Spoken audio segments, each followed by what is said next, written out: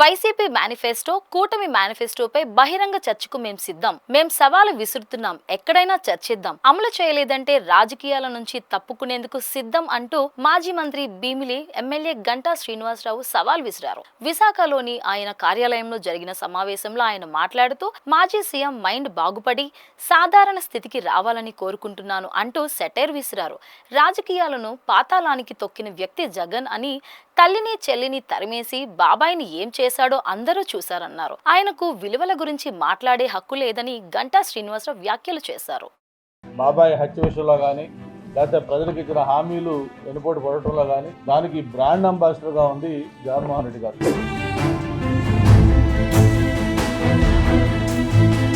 ఒకసారి ఆయన యాటిట్యూడ్ చూస్తే మొత్తం ఎలాంటిది అనేది మనందరికీ తెలుసు.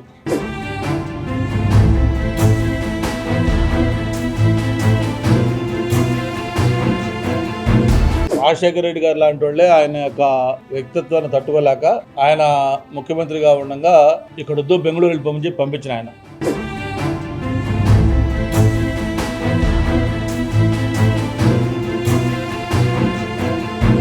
వైఎస్ఆర్ పార్టీ వాళ్ళు ఒక వారం రోజుల నుంచి హడావుడి చేస్తా ఉన్నారు. ఏదైతే ఈ రోజుని ఒక వెన్నుపోటు దినోత్సవంగా చేయాలి, విద్రోహ దినంగా చేయాలి,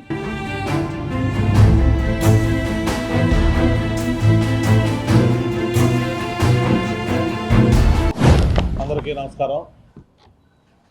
ఈరోజు ప్రధానంగా ఏదైతే ఎన్నికలు జరిగి 5 ఏళ్ల అరాచక పాలనకి చరంగీతం పాడి ఆంధ్రప్రదేశ్ చరిత్రలో కనీవినెదు రీతిలో ఒక ల్యాండ్ స్లైడ్ విక్టరీ అందించి నేటికి సంవత్సరం అయింది. ఆ జరిగిన ఎన్నికల్లో ఒకసారి చూస్తే మొత్తం రాష్ట్రంలో పోలైన టోటల్ ఓట్లు 3,38,38,349 ఓట్లు మొత్తం ఆంధ్రప్రదేశ్ రాష్ట్రంలో పోలయ్యాయి. అంటే 81.86% మొన్న 2024 జరిగిన ఎన్నికల్లో మొత్తం పోలైన ఓట్ల శాతం. సరే, పార్టీల పరంగా తెలుగుదేశం పార్టీ, జనసేన, భారతీయ జనతా పార్టీ కలిపి ఒక ఉమ్మడి కూటమిగా, అలాగే వైఎస్ఆర్ పార్టీ వేరే దీనిగా పోటీ చేస్తే ఈ పార్టీల పరంగా వచ్చిన ఓటింగ్ శాతం కూడా టీడీపీకి 45.6% ఓట్లు, టీడీపీ అలోన్ కూటమిలో టీడీపీ ఒక్క పార్టీకి వచ్చిన ఓట్లు, జనసేనకి 6.87%, బీజేపీకి 2.83%, మొత్తం కలిపి 55.30% తోటి కూటమి ఒక కన్నీ వినిరుగున్న రీతిలో ఘన విజయం సాధించింది. అలాగే వైసీపీకి వస్తే 39.3%, కేవలం అంటే 40% కూడా తక్కువ. అదేవిధంగా అది ఓట్ల శాతం. సీట్ల శాతం కూడా చూస్తే మొత్తం 94% స్ట్రైక్ రేటు కూటమికి. జనసేన అయితే 100% స్ట్రైక్ రేటు. కూటమి మొత్తానికి బీజేపీ, టీడీపీ కూడా కలిపి తీసుకుంటే 94% స్ట్రైక్ రేటు. 100కి 94 మంది విజయం సాధించారు. దీంట్లో మొత్తం సీట్ల శాతం తీసుకుంటే టీడీపీకి 77.14% సీట్లు టీడీపీ గెలుచుకుంది మొత్తం 175 సీట్లలో. అలాగే జనసేన 12% సీట్లు గెలుచుకుంది. బీజేపీ 4.57% సీట్లు గెలుచుకుంది.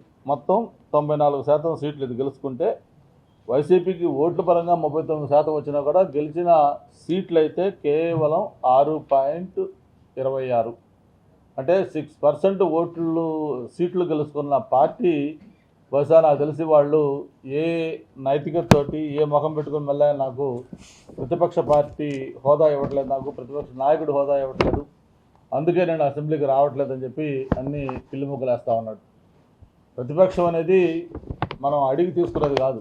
ప్రజలు నీకున్న పేరు పెట్టి, ప్రఖ్యాతలు బట్టి, నీకు వచ్చే సీట్లు బట్టి, వాటిని బట్టి ఆటోమేటిక్గా రాజ్యాంగం ప్రకారం అటువంటి ప్రతిపక్షం అనేది హోదా కల్పిస్తారు. అంతే తప్ప నాకు ఏదో చిన్నపిల్లడు కానీ మారం చేసినట్టుగా నాకు సీట్లు రాకపోయినా సరే నాకే ప్రతిపక్ష హోదా ఇవ్వాలి, ప్రతిపక్ష హోదా ఇస్తారు అసెంబ్లీకి వస్తానని చెప్పి మొత్తం ఈ 1 ఇయర్ పాటు అసెంబ్లీ కూడా రాకుండా అసెంబ్లీ ఎగ్గొట్టి తిరుగుతున్న వ్యక్తి. సరే, ఇది ఆ రోజు జరిగిన విజయాలు వాటికి సంబంధించి. మొత్తం ఇక మెజార్టీలు ఇవన్నీ కూడా మీకు తెలుసు. మొత్తం రాష్ట్రంలోనే హైయెస్ట్ మెజార్టీస్ మన జిల్లాలో 2 రావటం, అందులో మన పార్టీ రాష్ట్ర అధ్యక్షుడు పల్లా శ్రీనివాస్ గారు గాజువాక నుంచి అతనికి 95,000 పైన ఓట్లు మెజార్టీ ఎదురు రావటం, 93,000 ఓట్లు మెజార్టీ మనకి భీమిలో రావటం, మూడోది 92,000 అక్కడ మంగళగిరిలో లోకేష్ బాబు గారు రావటం. ఇట్లాగా టాప్ 90 మెజార్టీలు 3 కూడా 2 ఉత్తరాంధ్రలో విశాఖపట్నం నుంచి, 1 అక్కడ ఉన్నాయి.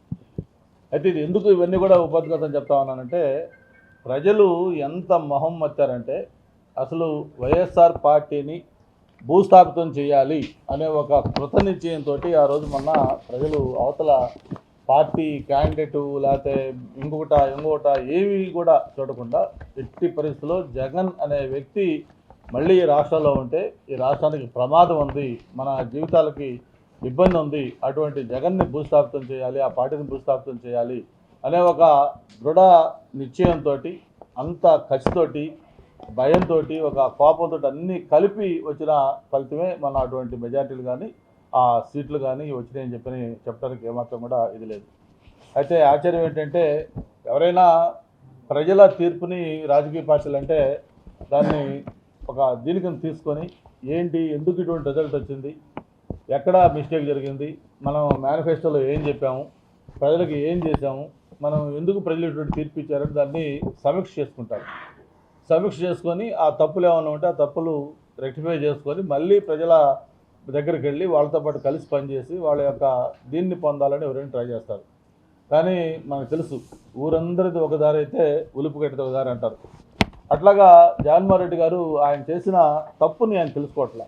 ఆయన చేసిన తప్పుని తెలుసుకోకుండా ఆయన ప్రజలది తప్పు లేకపోతే ఓట్లేసిన ఏళ్ళ తప్పు అంటున్నారు తప్ప ఆయన తప్పు అని ఆయన అనుకోవట్లే. అంటే ఒక ప్రజల తీర్పును కూడా అపహాస్యం చేసే విధంగా ఈరోజు జగన్మోహన్ రెడ్డి గారు మాట్లాడుతూ ఉన్నారు. సరే 1 year అయింది, మేము యాక్చువల్గా ఈరోజు ఇప్పుడే మీరే చెప్తా ఉన్నారు, అన్ని కార్యాలయాల్లో కేక్ కటింగ్లు మా వాళ్ళు కూడా బొక్కలు తీసుకొని వచ్చారు. 1 year అయింది బొక్కలు ఇవ్వాలని సెలబ్రేషన్ చేసుకొని ప్రజలు కూడా ఒక రకమైన దీంట్లో ఉంటే, మరి విడ్డూరంగా ఈరోజు వైఎస్ఆర్ పార్టీ వాళ్ళు ఒక వారం రోజుల నుంచి హడావిడి చేస్తూ ఉన్నారు. ఏదైతే ఈ రోజుని ఒక వెన్నుపోటు దినోత్సవంగా చేయాలి, విద్రోహ దినంగా చేయాలి, లేకపోతే ప్రజల్లో ఎన్ని కూడా చేయాలని ఒక వాళ్ళు నాయకులు కానీ లేకపోతే వాళ్ళ పార్టీ కార్యకర్తలు కానీ హడావిడి చేస్తూ నిన్న మొన్న మన నాయకులు పోస్టర్లు రిలీజ్ చేశారు. ఇవాళ ఇప్పుడే పొద్దునుంచి చెప్తా ఉన్నారు, మన వాళ్ళు అడిగితే అక్కడక్కడ రోడ్ల మీద పెట్టుకొని తిరుగుతూ లేకపోతే వాళ్ళు పత్రికా సమావేశాలు పెట్టి వాళ్ళు కూడా హడావిడి చేస్తున్నారు. నేను మీ ద్వారా వాళ్ళని ఒకటే అడుగుతున్నాను, అసలు అతనికి మైండ్ బహుశా తెలిసి మొన్న వచ్చిన రిజల్ట్కి ప్రజలు చూపిస్తున్న ఆదరణకి దీనికి చూసి జగన్మోహన్ రెడ్డి బహుశా మైండ్ బ్లాక్ అయిపోయి ఉంటుంది. ఆయనకి ఏమాత్రం దిమాగా బాగుంటే ఇటువంటి తీర్పుని ఎందుకు ఇచ్చారు అని సమీక్ష చేసుకోకుండా ఇంకా ప్రజలను అపహాస్యం చేసే విధంగా ఎలాంటి కార్యక్రమాలు చేస్తే, నేను గతంలో చెప్పినట్టుగా అది మునుగుతున్న పడవ అని చెప్పింది కాదు, ఇక అది పడవ మునిగిపోయింది ఆల్రెడీ, అది పూర్తిగా మునిగిపోయినట్టే. చరిత్రలో మళ్ళీ చదువుకునే విధంగా అలాంటి పరిస్థితి వస్తుంది. అందుకే ఆయన ఒకటి అడుగుతా ఉన్నాను, జగన్మోహన్ రెడ్డి గారు నువ్వు ఈరోజు ఎందుకు ఈ విద్రోహ దినము లేకపోతే వెన్నుపోటు దినము ఇవన్నీ కూడా నువ్వు చేస్తున్నావు అనేది ఒక్కసారి ఆలోచించుకోవాల్సిన అవసరం ఉంది. అసలు అటువంటి ఏదైనా బాబాయ్ హత్య విషయంలో కానీ లేకపోతే ప్రజలకు ఇచ్చిన హామీలు వెన్నుపోటు పడటంలో కానీ దానికి బ్రాండ్ అంబాసిడర్గా ఉంది జగన్మోహన్ రెడ్డి గారు. నేను ఒకటే మిమ్మల్ని అడుగుతున్నాను, ఒక శ్మశానంలాగా తయారు చేసిన అమరావతిని తిరిగి పునర్నిర్మాణం చేస్తూ దాన్ని గాడిలో పెడుతున్నందుకు విద్రోహ దినం చేస్తున్నావా జగన్మోహన్ రెడ్డి అని అడుగుతా ఉన్నాను. లేదు, ఉత్తరాంధ్ర కాదు ఈ రాష్ట్రానికి ఒక జీవనాడిగా ఉన్న పోలవరాన్ని మళ్ళీ కేంద్రంతో మాట్లాడి దాన్ని మళ్ళీ గాడిలో పెట్టి దాన్ని కంప్లీట్ చేస్తున్నా, అందుకోసం నువ్వు ఈ వెన్నుపోటు దినంగా చేస్తున్నావా అని చెప్పి అడుగుతా ఉన్నాం. అలాగే కేంద్ర ప్రభుత్వంతో మాట్లాడి సాక్షాత్తు ప్రధానమంత్రిగా తీసుకొచ్చి ఇక్కడ ఎన్నో పరిశ్రమలు ఉత్తరాంధ్రకి యువతకి ఉపాధి కలిగే విధంగా ఎన్నో కార్యక్రమాలు చేస్తున్నందుకు నువ్వు వెన్నుపోటు దినంగా చేస్తున్నావా అని చెప్పి అడుగుతా ఉన్నాం. అలాగే 5 ఏళ్ళు నువ్వు అధికారంలో ఉండి కనీసం రైల్వే జోను ఊసెత్తకపోతే మళ్ళీ ఆ రైల్వే జోను సాధించుకొని ఈరోజు దానికి పనులు చేపడుతున్నందుకు ఈ విద్రోహ దినం చేస్తున్నామని చెప్పి కూడా నిన్ను అడుగుతా ఉన్నాం. మరి ఏదైతే మెట్రో గత 5 ఏళ్లలో కనీసం దాన్ని ఊసలేదు, మరి ఈరోజు 17,232 కోట్ల రూపాయలతోటి దానికి డిపిఆర్ కూడా రెడీ చేసి ఇప్పుడు మొత్తం దానికి ఆ కన్సల్టెంట్ టెండర్లు కూడా పిలిచి మరి ముందుకెళ్తున్న తరుణంలో దానికి విరుద్ధంగా ఈరోజు నువ్వు మీ వెనుపడుతనం చేస్తున్నావు అని చెప్పి నిన్ను అడుగుతా ఉన్నాం. విశాఖపట్నం స్టీల్ ప్లాంట్ ఎన్ని పిల్లి మొక్కలు వేసావో అందరూ చూసాం. అటువంటి స్టీల్ ప్లాంట్ 5 ఏళ్లు కనీసం ప్రధానమంత్రికి తీసుకెళ్లి ఒక్కసారి ఆ అంశం కూడా మాట్లాడకుండా దాన్ని ఒక రకంగా ప్రైవేటైజేషన్ కావడానికి ప్రోత్సహించిన వ్యక్తిగా చరిత్రకెక్కిన నువ్వు ఈరోజు కేంద్రంతో 12,000 కోట్ల సాయం తీసుకొచ్చి మళ్ళీ దాన్ని గాడిలో పెడుతున్నందుకు వెనుపడుతనం చేస్తున్నావు అని చెప్పని అడుగుతా ఉన్నాం. అంతేకాదు కడపలో ఏదైతే నువ్వు 5 ఏళ్లు అలా అదిగో ఇదిగో అని ఊరించి చివరికి ఏమీ లేకుండా చేసిన జిందాల్ ఏదైతే స్టీల్ ప్లాంట్ ఉందో ఈ నెలలో దానికి కార్యక్రమాలు అభివృద్ధి కార్యక్రమాలకు సంబంధించి దాని వర్కులు కూడా మొదలవుతున్నందుకు ఈ వెనుపడుతనం చేస్తున్నాం అని చెప్పని ప్రశ్నిస్తూ ఉన్నాం. మొత్తం రాష్ట్రం మొత్తం మీద 50,000 గుంతలు గతంలో ఎక్కడ చూసినా కూడా అన్ని గుంతలకి ఒక కేర్ ఆఫ్ అడ్రస్ ఆంధ్రప్రదేశ్. R&Bలో ఒక 25,000, అలాగే మన MUED మున్సిపల్ అడ్మినిస్ట్రేషన్లో ఒక 25,000, దాదాపు 50,000 గుంతలు ఆన్ రికార్డ్ ఈ 1 year లోపే మొత్తం ఆ రాష్ట్రంలో పూడ్చి దాన్ని మొత్తం చేసినందుకు వెనుపడుతనం చేస్తున్నామని అడుగుతా ఉన్నాం. అంతేకాదు 12,000 కిలోమీటర్లు దీనికి సంబంధించిన PR రోడ్స్ మొత్తం ఈ రాష్ట్రంలో 1 year లోపే ఒక గిన్నిస్ రికార్డ్. అది మొత్తం ఒకే రోజు అన్ని గ్రామ పంచాయతీల్లో 12,000 పైగా గ్రామ పంచాయతీల్లో ఒకేసారి ఇన్ని వర్కులు స్టార్ట్ చేసి ఒక చరిత్ర సృష్టించినందుకు ఈరోజు వెనుపడుతనం చేస్తున్నామా అని చెప్పి కూడా మిమ్మల్ని నేను ప్రశ్నిస్తూ ఉన్నాం. ఒకటే ఈరోజు ఆయన అంటా ఉన్నారు, మేనిఫెస్టో గురించి కూడా మాట్లాడుతూ ఉన్నాడు. ఇది వైఎస్ఆర్ పార్టీ మేనిఫెస్టో 2019. ఆ మేనిఫెస్టో చూసి ప్రజలు ఆయన కూడా ఒకసారి నమ్మారు. ఒక్క ఛాన్స్ అన్నాడు. ఒక్క ఛాన్స్ అని 151 సీట్లు ఇచ్చారు. 151 సీట్లు ఇచ్చిన తర్వాత ఆయన మేనిఫెస్టోలో ఏ అంశాలు అమలు చేశాడు ఇవన్నీ ఒకసారి మాట్లాడుకున్నాం. అలాగే తెలుగుదేశం పార్టీకి సంబంధించి కూడా మేనిఫెస్టో మేము కూడా పెట్టాం. తెలుగుదేశం మేనిఫెస్టోలో కూడా స్పష్టంగా అన్నీ ఉన్నాయి. దాంట్లో కూడా మేము సూపర్ 6 అని ప్రధానంగా కొన్ని అంశాలని హైలైట్ చేసాం. ఆ సూపర్ 6 అంశాలు ఇవి మీ అందరూ కూడా తెలుసు.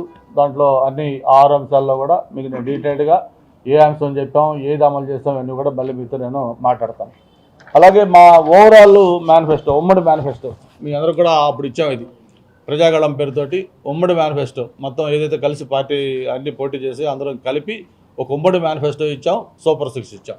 అలాగే వాటితో పాటు వైఎస్ఆర్ మేనిఫెస్టో ఉంది.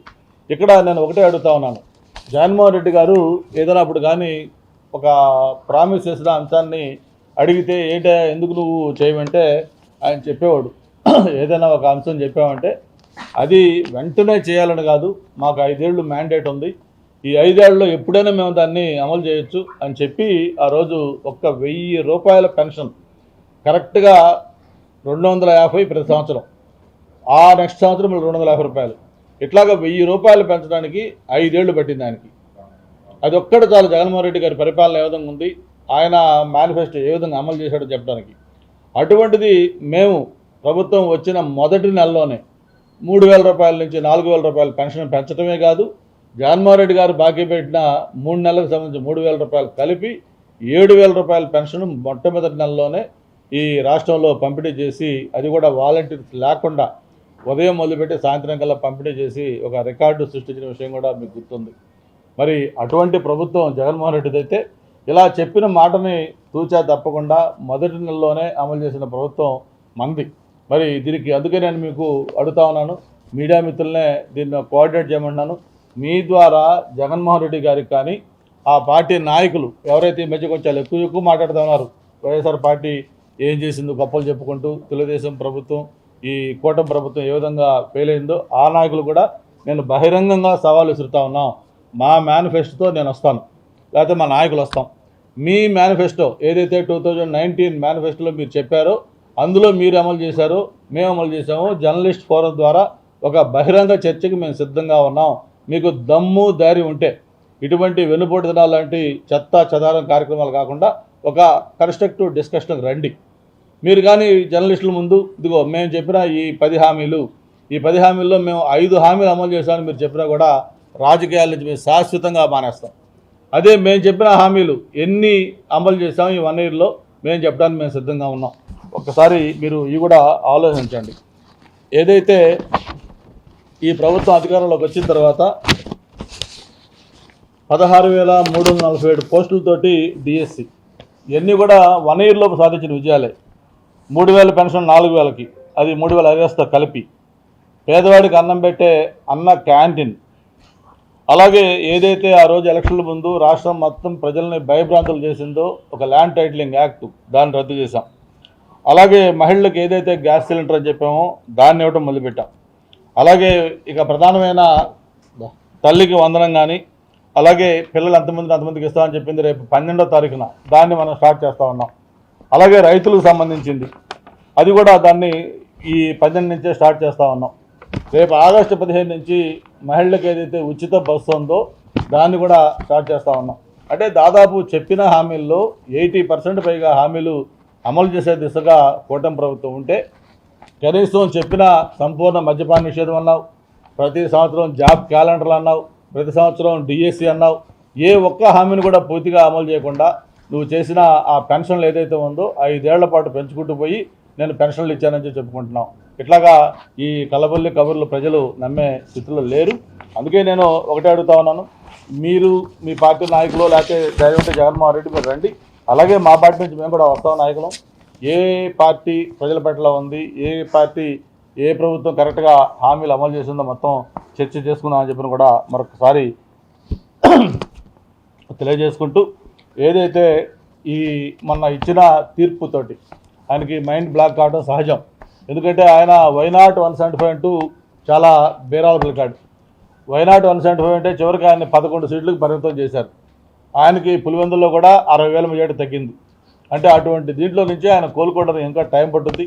త్వరలోనే భగవంతుడానికి అన్ని మైండ్ గిండ్ అంతా కరెక్ట్గా సెట్ అయ్యి ప్రజా జీవితంలో మామూలుగా ఉండే విధంగా ఉండాలని కోరుకుంటూ, మరొకసారి జగన్మోహన్ రెడ్డి గారికి అటువంటి బుద్ధి వచ్చే విధంగా దేవుణ్ణి ఒక మంచి ఇది ప్రసాదించమని కోరుకుంటా ఉన్నాను. ఒకసారి ఆయన యాటిట్యూడ్ చూస్తే మొత్తం ఎలాంటిది అనేది మనందరికీ తెలుసు. రాజశేఖర రెడ్డి గారు లాంటి వాళ్ళే ఆయన యొక్క వ్యక్తిత్వాన్ని తట్టుకోలేక ఆయన ముఖ్యమంత్రిగా ఉండగా ఇక్కడొద్దు బెంగళూరు వెళ్ళిపోమని చెప్పి పంపించిన ఆయన. చంద్రబాబు నాయుడు గారికి ఆయన ఏజీ, ఆయన అనుభవం, ఆయన ఇమేజీ ఇవి కూడా గుర్తుపెట్టుకోకుండా కనీసం వాళ్ళ నాన్నతో సమకాలికుడు అనే విషయాన్ని కూడా మర్చిపోయి అసెంబ్లీలో ఆయన ఏ విధంగా బిహేవ్ చేశాడు, ఆయన యాటిట్యూడ్ ఎలాగ ఉందని ప్రజలు చూశారు. అటువంటి వ్యక్తిలో మార్పు రావాలంటే మామూలు విషయం కాదు, నిజంగా చాలా కష్టమైన విషయం. కానీ కనీసం ప్రజల కోసం అటువంటిది ఏదైనా మారితే బాగుంటుందని చెప్పి నేను కోరుకుంటా ఉన్నాను. ఇప్పుడు చంద్రబాబు నాయుడు గారి ఇమేజీ, జగన్మోహన్ రెడ్డి ఇమేజ్ ఏంటనేది నేను గతంలో కూడా చెప్పా. ఒకసారి నేను ఢిల్లీలో ఎంపీగా ఉన్నప్పుడు రాజశేఖర రెడ్డి గారు, అప్పుడు ఆయన ఇంకా ముఖ్యమంత్రి కాలేదు అప్పటికి, ఆయన 2004లో ఫస్ట్ టైం ముఖ్యమంత్రి అయ్యాడు.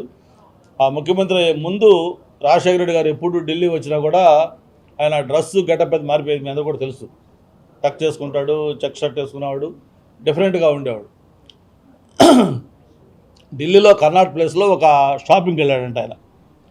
షాపింగ్కి వెళ్ళి మామూలుగా ఏదో షర్ట్లు, బెల్ట్లు, టీ షర్ట్లు అవి చూస్తూ మాట్లాడుకున్నారు. ఆయనతో పాటు కొంతమంది ఫ్రెండ్స్ మాట్లాడుకుంటా ఉంటే ఆ షాప్లో ఉండే ఆ సేల్స్ మేనేజర్ వాళ్ళు ఈ మాట్లాడేది చూసి, ఏంటి మీరు తెలుగు వాళ్ళ అని చెప్పి అడిగితే, అవును మేము తెలుగు వాళ్ళు అంటే, వాళ్ళు వెంటనే ఓ యూఆర్ సో లక్కీ, మీకు చంద్రబాబు నాయుడు గారు లాంటి గ్రేట్ చీఫ్ మినిస్టర్ అక్కడ ఉన్నాడని చెప్పని పాప ఆయనకి రాజశేఖర రెడ్డి తెలియదు వాళ్ళు క్యాజువల్గా మీరు ఆంధ్రప్రదేశ్లో మీకు సో లక్కీ, మీరు చంద్రబాబు గారు లాంటి గ్రేట్ లీడర్ మీకు ఉన్నారు అని చెప్పి వాళ్ళు క్యాజువల్గా అన్నారంట. వెంటనే రాజశేఖర రెడ్డి గారికి కోపం వచ్చి, ఈడు చూడు యూజ్లెస్ ఫెలో, ఈడు ఢిల్లీలో బెల్ట్లు అమ్ముకునేవాడు, వీడికి ఏం తెలుసు, ఇక్కడ మనం కొనకూడదని బయటకు వచ్చాడు. అంటే ఒక నాయకుడి ఇమేజ్ ఏంటి, ప్రొఫైల్ ఏంటి అనేది ఎక్కడో ఢిల్లీలో కర్నాటక ప్లేస్లో ఒక షోరూంలో పనిచేసేవాడు కూడా మాట్లాడుతున్న ఆ చంద్రబాబు నాయుడు గారు ఏంటి, ఈరోజు రాజకీయాల్లో విలువల్ని పాతాళానికి తొక్కి ఈరోజు ఆయన వాల్యూస్ గురించి మాట్లాడుతూ ఉన్నాడు. ఏమైంది, అమ్మగారు ఏమయ్యారు, ఎక్కడున్నారు, విజయమ్మ గారు ఎక్కడుంది, షర్మిలా గారు ఎక్కడున్నారు, బాబాయ్ గారిది ఏమైంది? ఇటువంటి ఉన్న వ్యక్తి ఈరోజు ఆయన విలువలు లేకపోతే ఇంకో రోజు మాట్లాడుతూ ఆయన ఏం మాట్లాడుతూ ఉంటే ప్రజలు నవ్వుకుంటూ ఉన్నారు. ఏదో దెయ్యాలు వేదాలు వచ్చినట్టుంది. ఇవన్నీ ప్రజలు గమనిస్తూ ఉన్నారు. ఇప్పటికైనా సరే కనీసం మారాలని కోరుకుంటా ఉన్నారు.